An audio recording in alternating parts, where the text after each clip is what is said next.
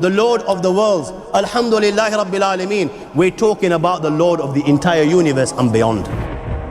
The entire universe and beyond. You know, we live in this dunya and we are fascinated with this dunya which Allah subhanahu wa ta'ala indeed has created in a beautiful manner. We're fascinated. There are over billions of people which live on this dunya at this moment in time. Over 6 billion people that live on the dunya at this moment in time. This dunya of Allah subhanahu wa ta'ala is so big that there is space in this dunya for billions and billions and billions or more people. But what is this dunya in comparison to what Allah subhanahu wa ta'ala has created out there? This dunya is insignificant. This dunya is meaningless to Allah. It means nothing. It is worthless. So worthless, compare it with the sun. The sun is one star. You know more science than me. You'll be able to tell me better. Take this planet Earth and you place it inside the sun and you will be able to place 1.3 million Earths in the sun. 1.3 million Earths in the sun. Allahu Akbar. Allah is the greatest. The sun is one star. One star.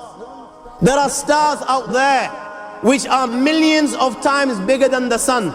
You tell me this, that you need millions and millions of stars to make one galaxy. And then you tell me this, that there are zillions of galaxies out there. Let me tell you on top of this, my friend, after this, whatever you see above, when you raise your head and you look above, whatever you see above, the zillions and zillions and zillions of galaxies, let me tell you, this is everything there is within the first heaven. Everything there is within the first heaven, and Allah is the creator of 7 heavens. 7 heavens. And the distance between the first heaven and the second heaven is 500 years. You know, the distance that can be covered in 500 years, at what speed? Only Allah knows. Only Allah knows. But it will take 500 years to get from the first heaven to the second heaven. 500 years from the second to the third, third to the fourth, fourth to the fifth, fifth to the sixth, sixth to the seventh. Every time it will take 500 years. After the 7 heavens,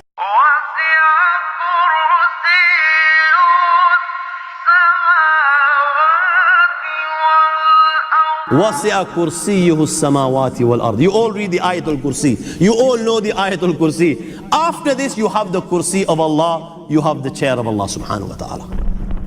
You know these 7 heavens that we've just talked about, in comparison to the Kursi of Allah, they're non-existent. They're meaningless. Rasulullah sallallahu alaihi wasallam has given an example in a hadith, just to give us a little bit of understanding with regards to the 7 heavens in comparison to the Kursi of Allah. Take a ring from your finger, take it off, the small ring that you have, and place it, let's say, in a desert, the Sahara Desert. It's the biggest desert in the world. You know that ring that we take off from our fingers and place it in the Sahara Desert? What comparison is in between the ring and the Sahara Desert? Nothing. Nothing.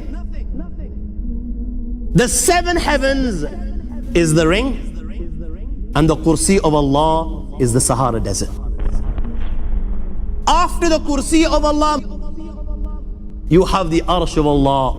وَكَانَ أَرْشُهُ عَلَى الْمَاءِ. You have the Arsh of Allah. Again, Rasulullah has explained, so just so that we can understand. Take the ring, place it in the desert. This time, the ring is the Kursi and the Arsh is the desert. What is the Kursi in comparison to the Arsh of Allah? Nothing. Then you have angels which carry the Arsh of Allah. Their heads are in the 7th heaven and their feet are in the lowest earth. My friends, then you have the Lord of the earth أنفسكم لا تدركه الأبصار وهو يدرك الأبصار وهو اللطيف الخبير. He is beyond the size of Allah, who Allah is, what Allah is. The greatness of Allah is beyond the comprehension of my little mind. This is the being that you and I are messing with.